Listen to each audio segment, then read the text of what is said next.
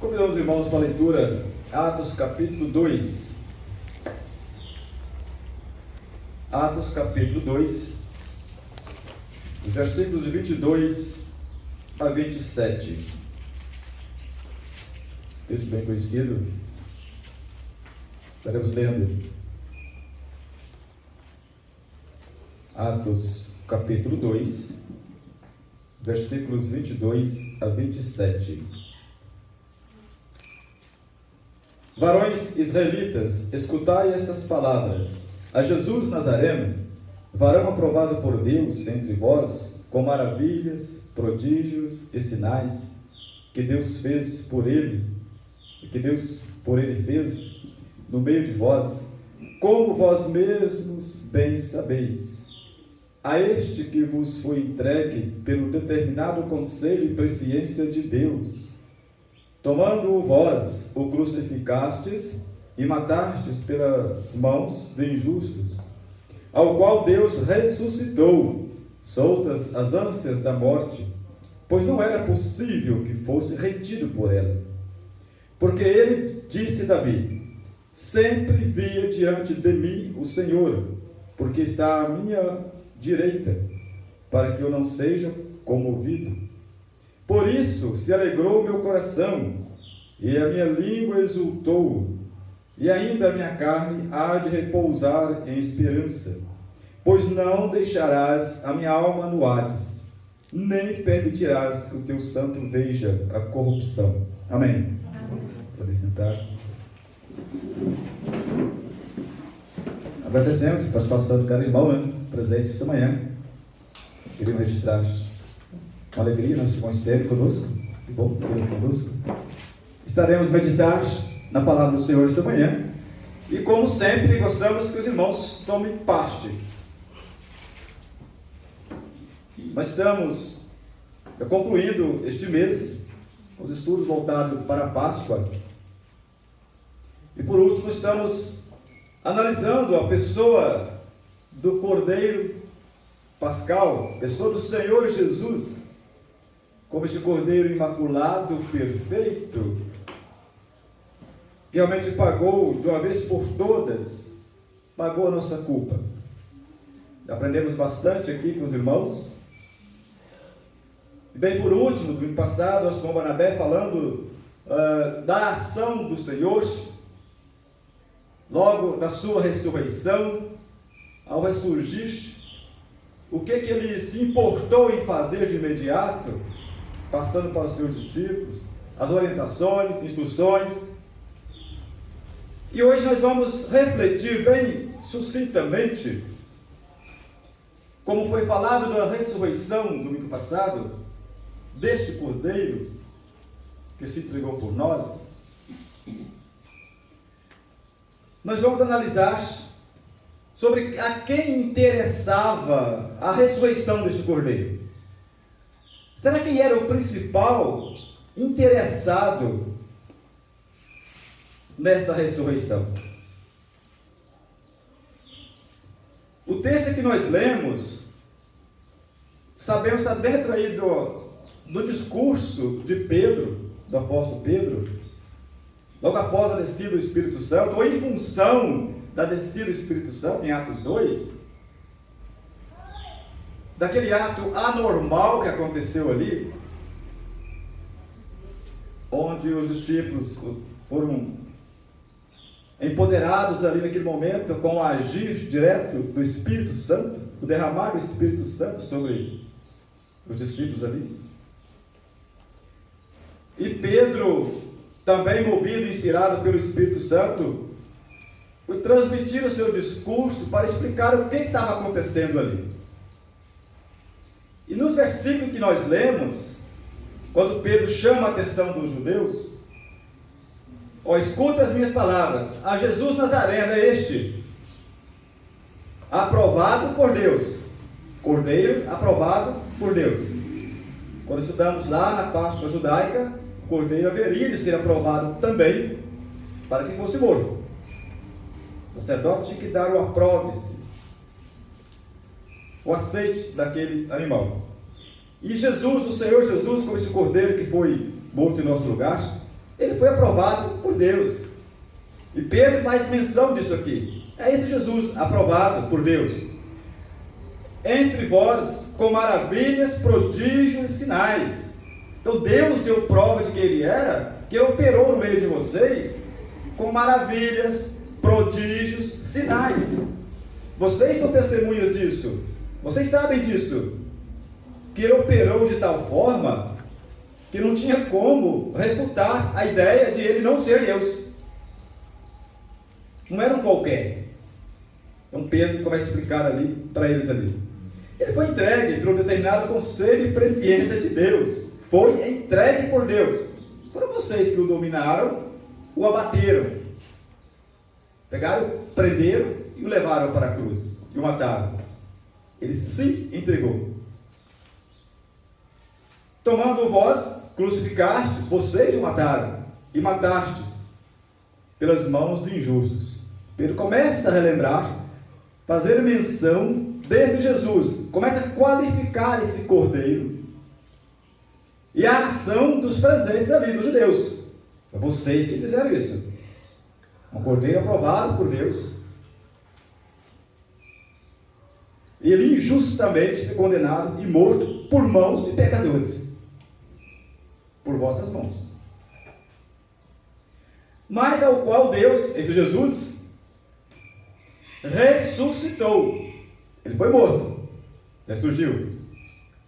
Soltas as ânsias da morte, pois não era possível que fosse retido por ela. Pedro faz menção, se ele é a vida, não tinha como a morte o deter. A morte podia mantê-lo preso. Ele saiu, entrou na morte, mas saiu dela. Porque dele disse Davi, aí cita a profecia de Davi, lá no Salmo 16. Então, ele escreve, Pedro cita, Davi falando, sempre via diante de mim o Senhor, porque está à minha direita, para que eu não seja comovido ou confundido. Por isso, se alegrou meu coração, e a minha língua exultou, e ainda a minha carne há de repousar em esperança. Pois não deixarás a minha alma no Hades ou inferno, nem permitirás que o teu santo veja a corrupção. E assim foi. Pedro fez sucintamente um relato muito rápido do que estava acontecendo ali, falando, citou profecias aqui que sabemos do que estava acontecendo, fazendo uma explicação. Pegamos apenas esse enfoque aqui para nós ajudarmos na reflexão de a quem interessava a ressurreição do Senhor Jesus. Pedro faz sucintamente aqui um resumo da pessoa do Senhor Jesus para explicar o que estava acontecendo ali. Ele cita a profecia de que haveria também a profecia do derramar do Espírito do Senhor, em função, logo após a sua obra realizada. Já temos a resposta de imediato quando colocamos aqui no início. A quem interessava, a quem era interessante a ressurreição do Senhor Jesus? Pedro já disse aqui, o próprio Deus é o principal, foi o principal interessado na ressurreição do Senhor Jesus. Foi ele quem a propôs. Ele era o único interessado. Até porque se não acontecesse, Deus incorreria em uma falha, que não só ele diretamente já tinha dito que faria isso, a vitória do Senhor sobre a morte, mas vários profetas também falaram, que Davi inclusive profetiza, que não permitiria que o teu santo veria a corrupção. O Senhor não foi desfeito pela terra, não foi corrompido, deteriorado pela terra. Ao terceiro dia, ele ressurge. Então Deus, o principal interessado. A primeira promessa de Deus, que nós sabemos, quando ele anuncia de que a morte seria vencida, está lá no Gênesis 3, versículo 15, quando ele conversa ou ele impõe à serpente, Satanás, a sua maldição. Quando ele anuncia ali que da semente da mulher haveria, e colocaria, ele disse: eu porei inimizade entre a semente da mulher e ti. E esta, a semente da mulher, falando já de Jesus, vai te ferir a cabeça, e tu lhe ferirás o calcanhar. Então Deus já aponta que o Senhor haveria de nascer de uma mulher, e nasceu. Ele feriu a cabeça da serpente, nesse momento representando a morte. É interessante observarmos que jamais o Senhor iria mentir. Por isso ele era o único interessado, o principal interessado nessa ressurreição. Não haveria motivo, não tinha como o Senhor não sair da morte. A gente observa nessa inimizade aí, nesse poder que o Senhor mostra, ele já anuncia o poder que esta semente da mulher teria sobre Satanás. E a gente vê coincidência, né? Quando o Senhor coloca de que a semente da mulher, falando da pessoa do Senhor Jesus, deste cordeiro, que haveria de morrer, mas haveria de pisar. Tem uma tradução que diz esmagar a cabeça da serpente. Parece mais ainda expressivo do que apenas ferir a cabeça. Esmagar é mais do que isso. Isso demonstra o quê? Autoridade, um poder absoluto. Que quando se vence o inimigo, vencer o inimigo é uma coisa, esmagar a cabeça dele é outra. Dá um enfoque mais forte, mais soberano. E Deus já impõe, dizendo: da semente da mulher vai nascer um que vai esmagar a tua cabeça. E nós sabemos que quando Satanás, então, ele não foi, diríamos, o criador da morte. Ele não pode criar nada, ele é uma criatura. Quem criou, quem determinou a morte foi Deus. Ele é o criador da vida e da morte. Mas quem deu causa para que Deus criasse a morte foi Satanás. Daí Deus então permite que ele seja ou príncipe, ou que tenha um certo poder, que ele passa a ser o principal então da morte. Príncipe das trevas. Estabelece um reino para ele. Ele assume então o reinado das trevas, mas um reinado sobre o reinado supremo. Deus reina sobre todas as coisas. Desde o caos que encontramos no Gênesis, que é estabelecido o caos, quando Deus coloca lá no princípio, escrevendo que a terra sem forma, vazia, e era coberta por um abismo, Deus estava lá, coordenando e dominando, segurando todas as coisas. Que o Espírito de Deus pairava sobre o abismo, controle absoluto, total de todas as coisas. Satanás não criou a morte, mas ele passou a ser o principal. Ele foi aquele que levou a Deus criar essa morte. Se não é por ele, não teria criado a morte. Daí passa então a ser o príncipe. Mas Deus promete: vou esmagar a tua cabeça.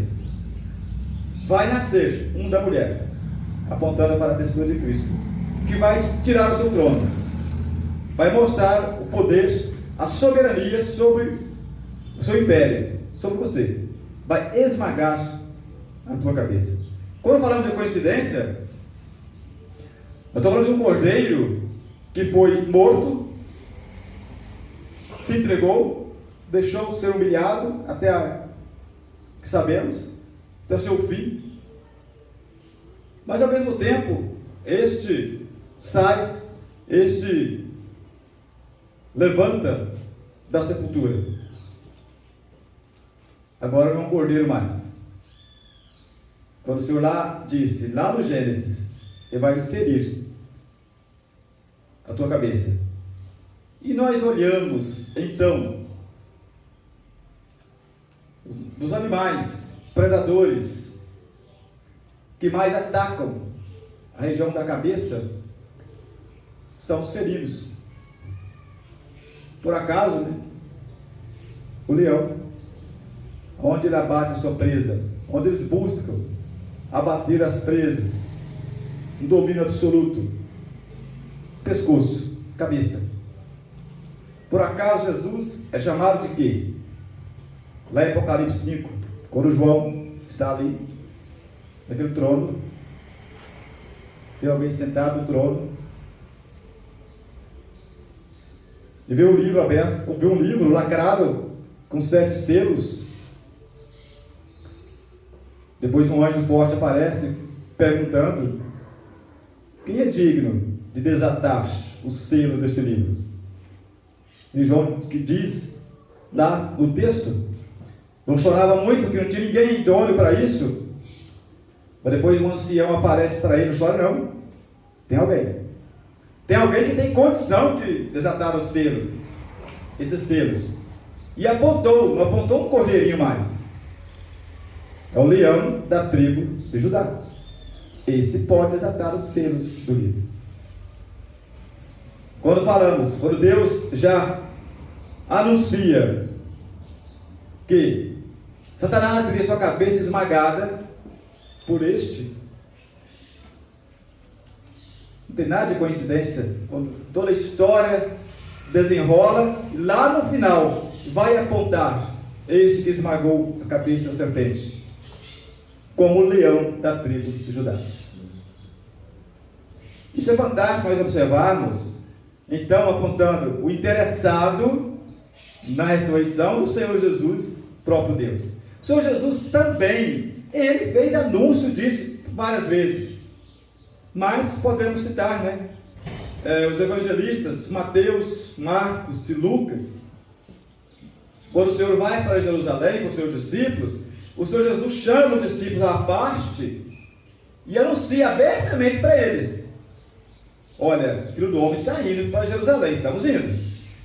Mas ali, ele vai ser humilhado, maltratado, vai apanhar, ser agredido de todas as formas, humilhado e por fim morto. Mas ao terceiro dia ele vai ressuscitar.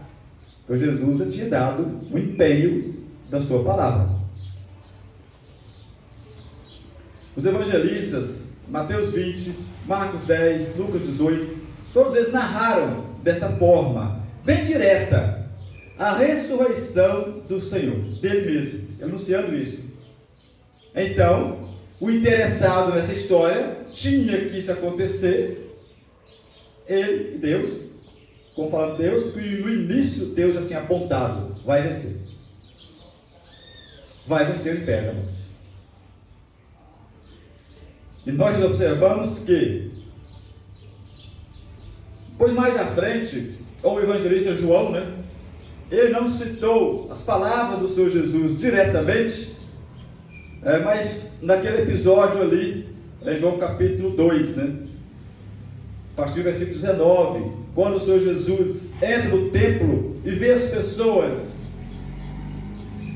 fazendo comércio, da casa dele um comércio, e ele expulsa então ali os cambistas, naquela autoridade que ele demonstra ali. E os judeus perguntaram a ele: mas que sinal o senhor pode fazer para dar prova disso? Ou seja, dessa autoridade que está tendo. Que sinal podes operar para poder justificar, em outras palavras, esta ação? O Senhor apenas disse o seguinte: derribai este templo, no terceiro dia eu levanto de novo, eu edificarei. Ele estava falando da morte dele.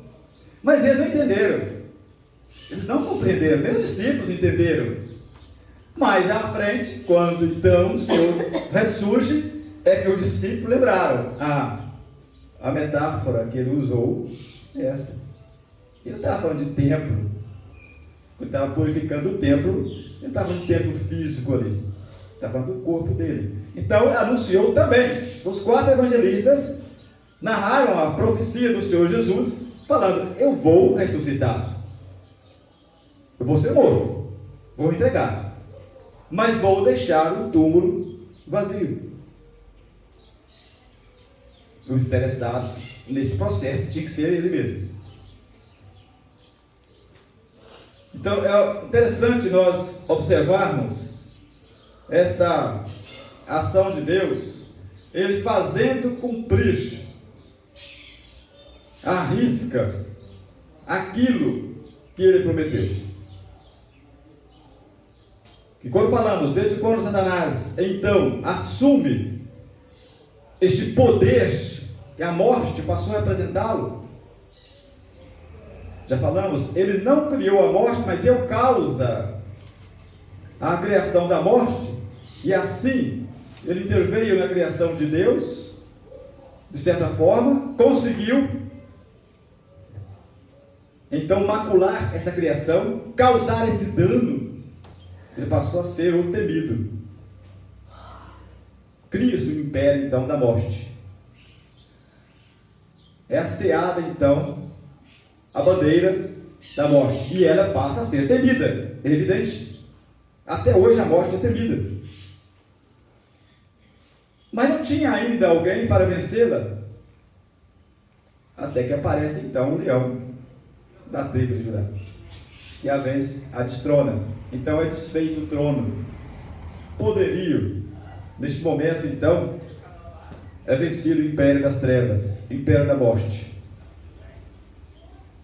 Então o objetivo principal, o interessado principal neste processo, no Senhor ressurgir, o próprio Deus. Mas colocamos, ele propôs esta ressurreição e a cumpriu. Mas analisando então, quem iria ganhar com isso? Uma coisa é propor, é ter o propósito de fazer, e Deus fez. Mas alguém iria ganhar com isso? Alguém iria ganhar? O próprio Deus, podemos responder assim. O próprio Deus continuou mostrando que se ele propõe e isso não acontece, perderia. Cadê o empenho? Cadê a palavra que o Senhor disse lá no começo? Cadê a palavra do Senhor Jesus? Olha, eu vou morrer, ao terceiro dia eu ressuscito. Se não acontece, cadê o crédito da sua palavra? Então ele manteve o seu poder, manteve então no cumprimento fiel daquilo que ele prometeu. Como contestar esse fato? Não tem como. Tentaram fazê-lo, evidente. Satanás, com seus ardis, tentou manipular o resultado final da ação de Deus, mas evidente foi em vão. Não houve como contestar a sua ressurreição, a sua vitória sobre a morte. Mas vamos ver um outro texto que aponta para nós o ganho principal. Outros atores que não sabiam disso, não tinham por que também saber disso, mas ganharam, e ganharam muito, com a ressurreição, com o túmulo vazio. Quando falamos do próprio Deus, que ele, mais uma vez, ele deu prova da sua infalibilidade, né? Sou infalível, que promete e cumpre o que promete, exatamente. Mas agora temos, quando Paulo dedica o capítulo 15 aos Coríntios, sua primeira carta, ele dedica essa carta a falar sobre a ressurreição do Senhor Jesus. Claro que tinha seus motivos. Alguém, já naquela época, se hoje temos, né, pessoas que queiram ainda colocar em xeque, em dúvida, as verdades da palavra de Deus, naquela época já tinha. Alguém que ensinava ou pregava já, falsos ensinadores, de que plantando dúvida na cabeça das pessoas, dos crentes, de que não haveria a ressurreição. Aliás, uma das seitas judaicas da época, né, os saduceus, não criam na ressurreição, tentaram Jesus em função disso. Então, Paulo dedica esse capítulo aqui falando sobre a ressurreição do Senhor Jesus, dando provas de que ele foi visto, que apareceu a ele especificamente. Mas vamos ler apenas dos versículos 14 a 18, não todo o capítulo, mas todo o capítulo versa sobre a ressurreição do Senhor Jesus. Paulo se ocupa de escrever isso para dar essa prova e de mostrar que a nossa vitória, a igreja, nós ganhamos e muito. Aliás, a vida só foi possível porque a morte foi vencida por alguém. Esse alguém, este cordeiro, que desce à sepultura, vai à cruz como um cordeiro, mas sai do túmulo como um leão. Realmente ele foi o cordeiro, mas também o leão, o vencedor. O cordeiro que se entregou, deixou-se enfraquecer, deixou ser dominado, e levanta como ele é, vencedor, como leão. Versículo 14, Paulo disse: e se Cristo não ressuscitou, 1 Coríntios 15 e 14, se Cristo não ressuscitou, logo é vã a nossa pregação, e também é vã a vossa fé. Olha, se vocês creem, nós cremos num Cristo que dá a vida. Se ele não ressuscitou, então estão perdendo tempo de crer. E também estamos perdendo tempo de pregar. E assim somos também considerados como falsas testemunhas de Deus, pois testificamos de Deus que ressuscitou a Cristo, ao qual, porém, não ressuscitou, se, na verdade, os mortos não ressuscitam. Olha, Paulo está dizendo, se ele não ressuscitou, logo somos falsas testemunhas. Se nós pregamos que Cristo ressuscitou, e ele não tenha de fato ressuscitado, então somos testemunhas falsas.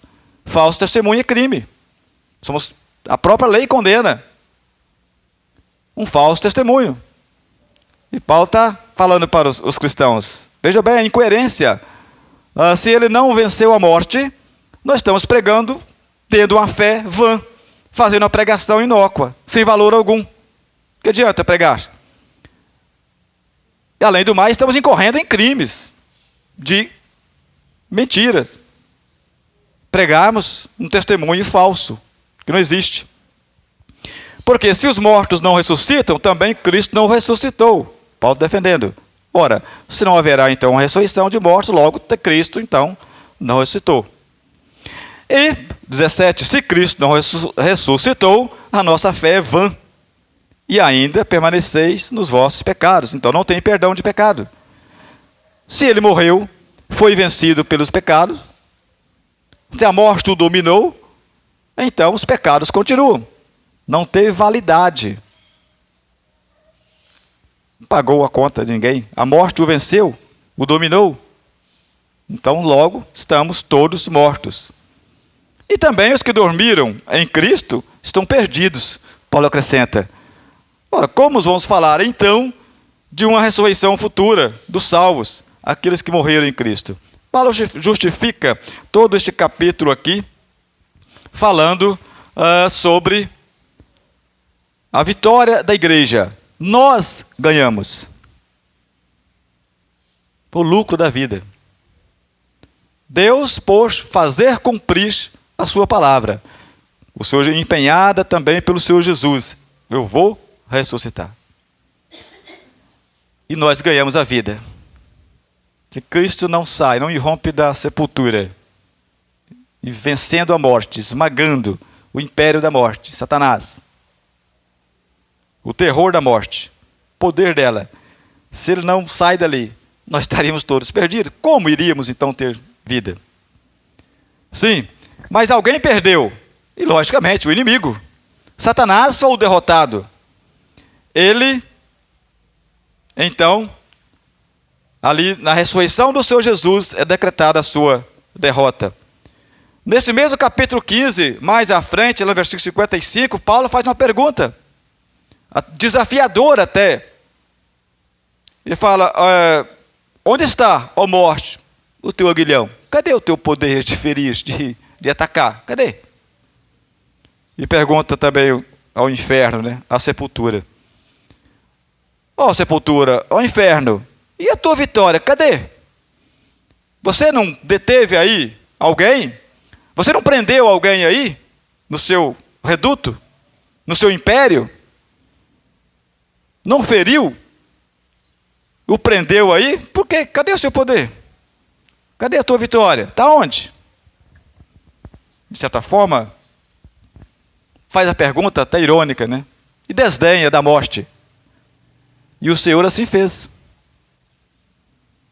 Entrou dentro da morte, deixou a morte o ferir. Esse cordeiro se entrega, deixa a morte o ferir, entra lá no reduto da morte, entra lá no inferno, sepultura, lá no ambiente da morte, e lá fica por um período que ele quis ficar, porque já tinha determinado, vou ficar 3 dias, só isso. Num dado momento, ele sai de lá, como já foi transmitido domingo passado. A natureza se abala, e, enfim.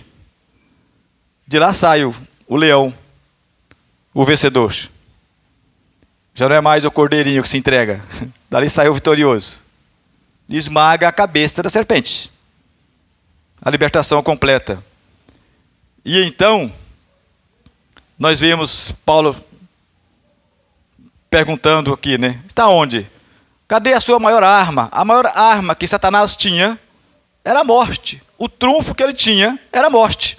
Até então, a morte imperava, ela reinava. Ninguém tinha entrado lá dentro para sair. Mas até que alguém entra dentro da morte, se entrega a ela, deixa que ela o aprisione por um pouco, e depois sai. É porque ela abriu as portas da prisão? Muito bem. Até a pessoa do Senhor Jesus, até ele deixar o túmulo vazio, ninguém havia ressuscitado. Foi resultado fulano de tal. Deus o ressuscitou. O filho, Nadinaí, Elias. Levanta o defunto. Mas o defunto, ninguém saiu. Para mostrar o poder de Deus, Deus agindo sobre aquela pessoa, mas aquela pessoa não tinha como sair de lá, jamais. Se Deus não levanta ela lá, e ela levantou, não por si. Deus tinha um propósito a fazer, mas alguém entrar na morte, alguém entrou na morte, e de lá saiu, só ele. Ninguém mais teve esse poder de fazê-lo. Ninguém teve esse poder de fazê-lo, né? Então ele, quando Paulo diz, ele é a primícia. Quando diz primícia, é o primeiro. E o único que entra na morte e sai dela. Agora nós, automaticamente, não essa morte física, né? Foi dito aqui, Rodrigo colocando aqui, realmente, não está falando da morte física. Essa morte física já somos sentenciados, essa sentença Deus não tira mais, né? Essa separação, esse desfazer do corpo físico, tanto é que ele aponta, né?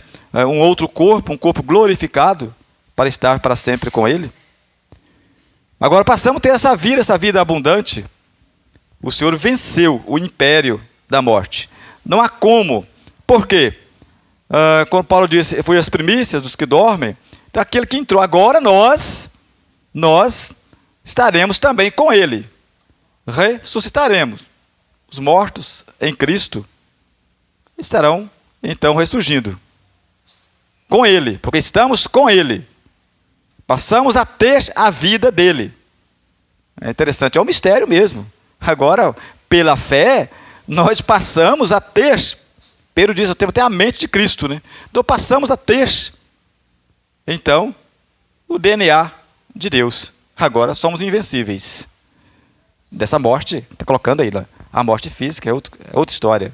Já foi contaminado, esse corpo há de voltar. Ou ser transformado se Cristo voltar hoje, né? Os vivos são transformados no abrir e fechar de olhos, diz Paulo. Mas essa vitória de alguém entrar lá dentro e sair, só ele. Se ele fez, nele, então, pela fé, somos, agora sim, agora somos capazes. É lógico, como o Rodrigo disse ali, não desse corpo físico, mas agora jamais nós nos separaremos de Deus. Estamos ligados tirou-se a morte, que é a separação nossa de Deus, não tem como o inimigo nos separar de novo.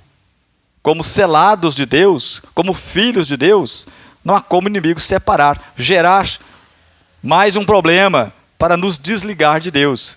Porque passamos a ter a vida, e essa vida que é o próprio Deus, através do seu Espírito. Por isso que Paulo faz essa pergunta então, né? Ó inferno, cadê a tua vitória? Cadê? Você não tinha um império muito grande? Alguém te destronou.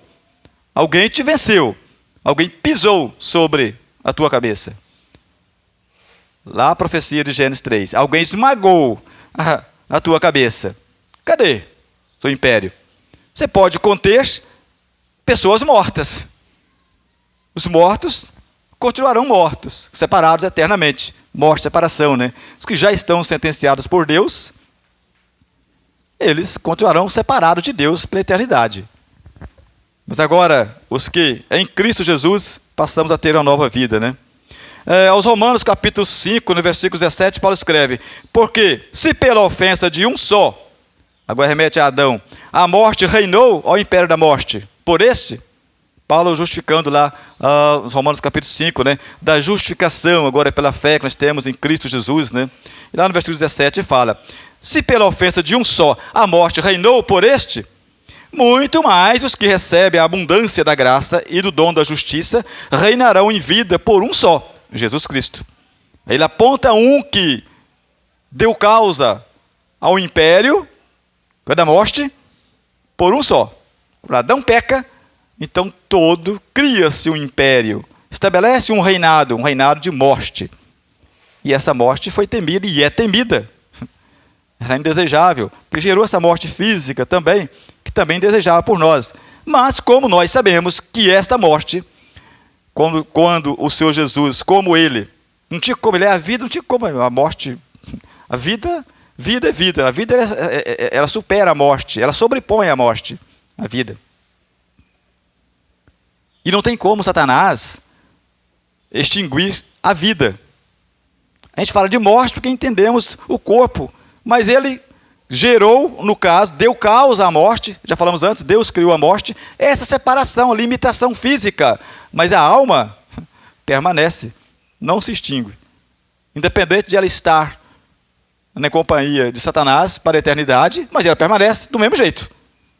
A eternidade que ela tem é a mesma dos salvos. Não muda em nada. Só os locais diferenciados, né? E vida é presença de Deus, né? Ele é a vida, né? Por isso que quando se fala, alguém tem vida eterna, Jesus diz isso, vocês terão vida eterna. Por quê? Vida se remete à presença de Deus. Morte remete à separação de Deus. Mas em outras palavras, de vida e conhecemos, de permanência, todos terão vida eterna. Todos. Em outras palavras. Há que se extinguir alguma alma? Jamais. A Bíblia aponta que todos são eternos. Mas, para o facilitar do nosso entendimento, quando se fala vida eterna, Deus, presença de Deus. Morte eterna, ausência de Deus. Mas aqui então, quando o Senhor deixa ser ferido pela morte, né? Mas sim, prossegue então o texto que nós falamos aqui, né? Paulo relembrando o império da morte por um só, que é Adão, que nós citamos em Romanos capítulo 5, versículo 17. Então a morte, ela reinou em Adão. Se contaminou todos. O versículo Rodrigo citou, de Romanos 3, 23. Todos pecaram e separados, mortos, ficaram da presença de Deus, foram banidos da presença de Deus. Então até o Senhor Jesus deixar o túmulo vazio, a morte estava com a sua bandeira hasteada. Está aqui, tem meu reino. Aqui eu domino. Até que alguém entra lá e a destrona. É a nossa libertação. Que nós estávamos também, como Deus citou, todos destinados, separados de Deus, mortos eternamente. Paulo nos lembra disso aí, né? Que também, no mesmo texto que nós lembramos, de Romanos 5, ele também nos lembra, né? Que Jesus, por um só, entrou a vida, né? Houve um triunfo sobre ela. E o triunfo veio com o túmulo vazio. No túmulo vazio, nós encontramos a morte da morte. A morte estava viva até ali. Ali ela morreu. Foi-se a morte. ela morreu ali. O império dela se acabou ali. A vida se manifestou na pessoa do Senhor Jesus. Por isso que todos aqueles que têm Jesus, como ele diz, quem tem o Filho de Deus tem a vida. Quem não tem, permanece sobre ele a ira de Deus. João Batista disse isso, né? No último versículo do Evangelho de João, capítulo 3. Às vezes citamos, João escreveu, é João Batista que citou esse versículo, né? Essa fala aí. Quem tem o Filho de Deus tem a vida. Quem não tem, a ira de Deus sobre ele permanece. A morte continua. Não tirei, não resgatei ele do império da morte. Por isso que todos nós que fomos, né, saímos das trevas, saímos do império da morte para a luz, da morte para a vida, das trevas para a luz, na pessoa de Cristo. Então, com ele, nós fomos, morremos. Se morremos com ele, Paulo disse, também com ele nós vivemos. Essa é a alegria que nós temos. Então, o ganho, mais uma vez, reforçando, quem ganhou com a morte de Cristo? Nós, os salvos, ganhamos a vida. Satanás, mais uma vez, derrotado. Ele já está derrotado. Continua operando, ainda, Deus tem seu tempo determinado, né? Para depois, ou lançar no local aonde ele já está reservado para ele. Mas derrotado, ele já está. Por isso que aqueles que estão em Cristo, Jesus, Paulo, aos Romanos 8, né? Fala, não tem condenação para quem está abrigado em Cristo Jesus. Porque ele entrou dentro da morte, saiu lá do seu império, deixou ser ferido pela morte e venceu. Então, se nós estamos abrigados nesta vida, que é o Senhor Jesus, Paulo diz, não tem nenhuma condenação.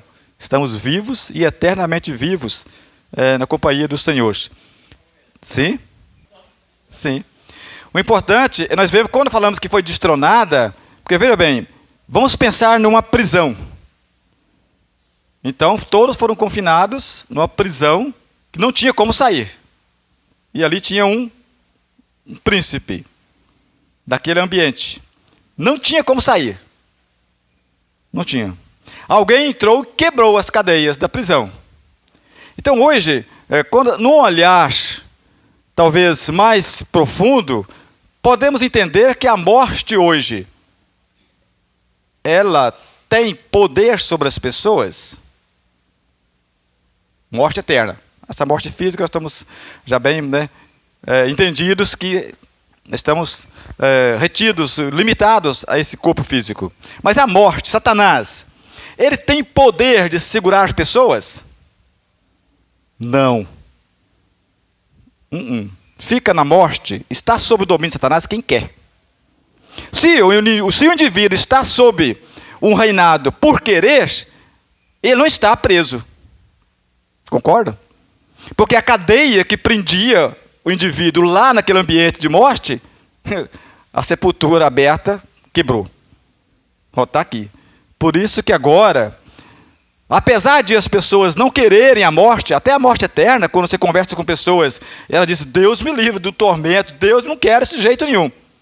Mas elas não querem sair de onde estão. Se sentem um pouco confortáveis no ambiente que elas se encontram. Mesmo sabendo que existe um risco, um temor, que você disse, a morte gera um pânico. A morte física, ela é temida, mas a morte eterna, mesmo por aqueles que não querem vir para a luz, conforme João escreve lá no capítulo 3, né? Jesus falando, ele relata as palavras de Jesus, que as pessoas não querem vir para a luz porque suas obras são más. Então eles amam mais as trevas. Mas eles não saem das trevas, é porque Satanás os prende? Não. Satanás não tem poder de segurar pessoas. Não deixe você sair daqui do meu reinado. Quem é ele? Foi quebrada a cadeia. Agora as pessoas, porque não querem tomar a decisão, não querem vir para a luz, para não ser manifestos, se escondem nas trevas. É os presos voluntários. Podemos dizer assim? É os presos voluntários. Mas o poder, o império que segura as pessoas lá na morte, Cristo quebrou. Está lá quem quer. Não é verdade? Que Jesus disse, quer liberdade? Quer ser livres? Bem, eu sou o caminho, verdade e vida. Eu liberto a todos. Quem conhece a verdade está liberto.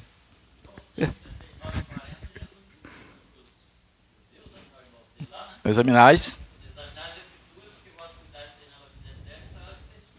Mas querer vir a mim é um versículo muito citado, João 5,39, às vezes muito citado por alguém levando as pessoas a examinar a Escritura. Jesus mandou você examinar a Escritura, que nelas tem a vida eterna, sim, mas ali não estava mandando examinar, ele estava repreendendo. Vocês estão examinando as Escrituras porque cuidam que elas tenham, né, a vida eterna, porque elas testificam de mim.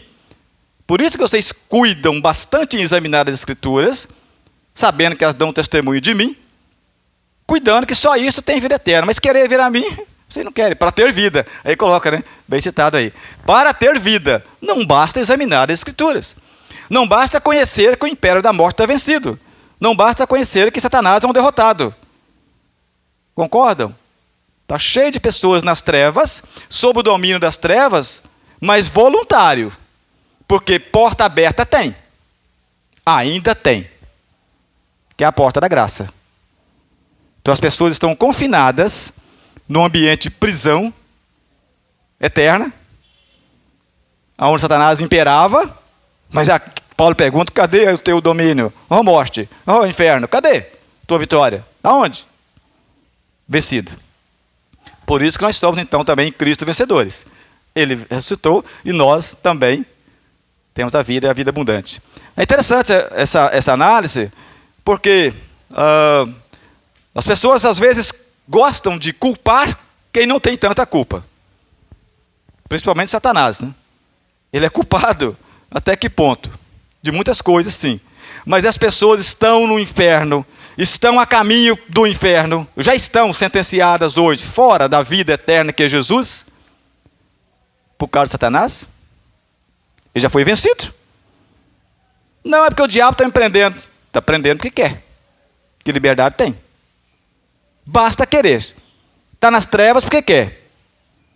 Não quer vir para a luz. Ainda tem um caminho aberto. Tem uma porta. É como se abrisse a cela de uma prisão onde ninguém poderia sair. Jesus fez isso. Foi lá e abriu a cela. Ó, quebrei o ferrolho. A tranca da cela. Quem quer sair tem uma condição. É só andar comigo. E a minha condição para andar comigo é esta. Eu estou indo para tal lugar e eu moro em tal lugar. Estar comigo é ter isso, isso e isso. Porém, tem que andar comigo. E daí o Senhor dá as normas. Aqueles que olham, eu quero. Vou sair daqui. Aqueles que olham, não, é meio complicado. Aqui está confortável. Eu até sei que vou ficar aqui a sofrer no pior depois, mas eu vou ficar. Às vezes ignoram a fala do Senhor, o juízo que Ele promete àqueles que não querem a vida. E as pessoas continuam presos, confinados, numa prisão, com a porta aberta. Porta aberta. Minha fé não aponta que Satanás está segurando as pessoas, porque foi quebrado. Sai a hora que a pessoa chegar para Deus. Quem se chegar a Ele, pedir, confessar e se humilhar diante dEle, crer, confessar, a vida está selada, a vida abundante. Quem é Satanás para segurar? Você não vai sair. Opa, está saindo para seguir a Cristo? Não. Não tem como segurar. É interessante, né? Nós refletimos nisso aí. Paulo continua escrevendo, então, que nós somos vivificados. Aos Efésios, capítulo 2, ele começa falando isso, né? Nós éramos mortos, mas Cristo nos vivificou, deu vida. Nós éramos mortos em nossas ofensas, delitos e pecados. Estávamos lá.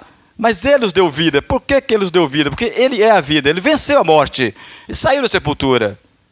Saiu do império de lá. Entrou e saiu. Então, se Ele saiu, Ele pode nos dar vida. Ele é a vida.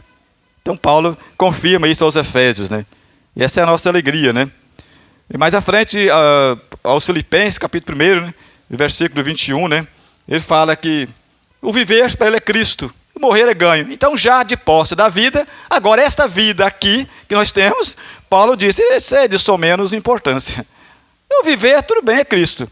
Se eu morrer, é lucro. E quando nós temos essa visão, também essa vida abundante em Cristo, passamos a encarar a morte aqui, embora nos traga tristeza, que é a separação de ente nosso, mas passamos a encarar como um processo de não tão espanto. Por quê? Ok, enquanto estamos vivos, é Cristo. Viver para Cristo e por Cristo. Morrendo é lucro. Sabemos para onde estamos indo. Então essa morte aqui, física, não nos causa terror. A morte do tormento eterno também, muito menos, que já estamos livres de lá. Por que temer? Então não tem nada que nos teme mais. Não tem por que temer. Não tememos a morte física aqui, embora triste, indesejável por nós, e muito menos a outra que não nos alcança mais. Temos a vida. Esse é o ganho, né? Esse é o ganho. A Igreja de Deus, com esse ganho incomparável, né? Como falamos, né? Quem ganharia com a ressurreição do Senhor Jesus? Nós ganhamos a vida. Até então, estava o império lá da morte. Agora, a vida toma conta. Ela impõe sobre a morte. E nós somos, então, agraciados, né? Com essa bênção sem igual. Aquele que já foi, né, comentado tantas vezes aqui. Aquele cordeiro que se fez indefeso. Ele não era indefeso. Ele se fez indefeso. Foi mudo. Foi lá humilhado. Deixou ser entregue. E dominado até a morte, morte de cruz. Sofreu desprezo de todos. E a dor também, física e na alma. Mas esse cordeiro, então, levanta como um leão, deixando o túmulo vazio, abalando a natureza. Abalou a natureza quando ele morre, também um abalo da natureza quando ele rompe, deixa o túmulo vazio. Então nós louvamos, né, ao nosso Deus, por ter Ele dispensado graça sobre nós. Mesmo quando caímos lá no Adão, como Paulo escreve nos Romanos 5, por um só entrou o pecado. A graça veio atrás. Eu vou prover um resgate. E a graça de Deus nos alcançou na pessoa do Senhor Jesus. Veio, se humilhou, tomou o nosso lugar. E até a morte de cruz, até a sepultura, e de lá surge como Deus que é, e eternamente foi e é. E nos deu a vida e a vida abundante. Hoje temos a vida e a vida eterna com Ele. Amém por isso.